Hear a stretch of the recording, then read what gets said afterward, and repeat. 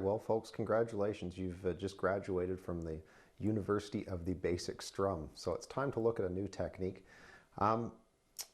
Right now, if you think of, let's look back at our grid here. With the basic strum, we know how to put a melody note in on this first beat. We also know how to get, with a hammer-on and a pull-off, how to get a melody note in on the second beat. On this third beat, so far we've always had a brush.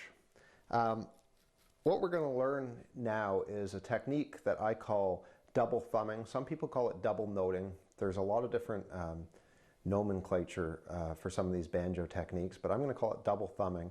And we're going to look at a way of getting another melody note in here.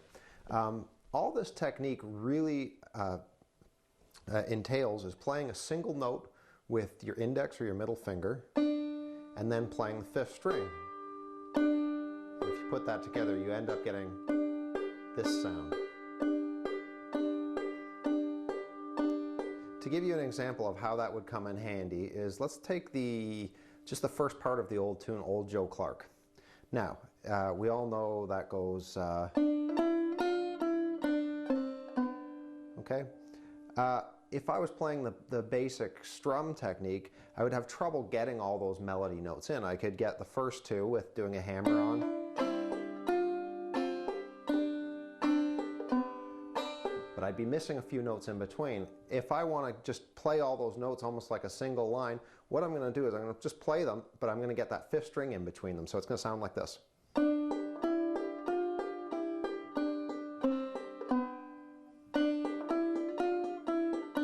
So that's where this technique is going to come in handy. It's going to give you a bit more melodic freedom. If there happens to be a note in a tune that falls in a spot that you're having trouble getting the melody note with the basic strum, this is where this technique is going to come in. Let's take a look at what our right hand's doing when we're playing the double thumb technique. It relates back to the way I taught you the basic strum, in that let's put our thumb on the fifth string, and let's put our index finger on the first string. We'll just work on the first string for now.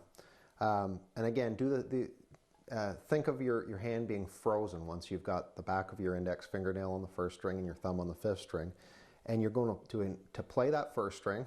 So again, in order to do that, your thumb loads the fifth string, and then off with the fifth string, but in a tiny little circle.